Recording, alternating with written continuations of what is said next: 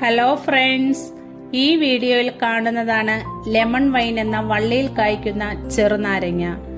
ഈ കാണുന്നത് വിടർന്നുകൊണ്ടിരിക്കുന്ന പൂക്കളാണ്.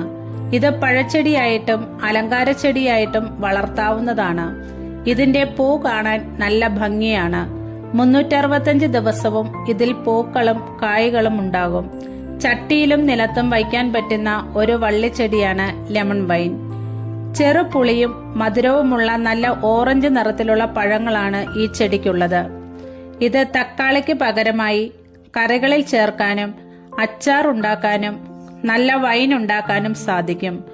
ചെടി പ്രൂൺ ചെയ്യുന്നതിനനുസരിച്ച് ധാരാളം ശിഖരങ്ങളും ഉണ്ടാകും.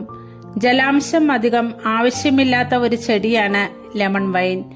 മറ്റൊരു ചെടിയുടെ വിശേഷമായി അടുത്ത വീഡിയോയിൽ കാണാം. ഈ വീഡിയോ ഇഷ്ടപ്പെട്ടാൽ സബ്സ്ക്രൈബ് ചെയ്യാൻ മറക്കല്ലേ.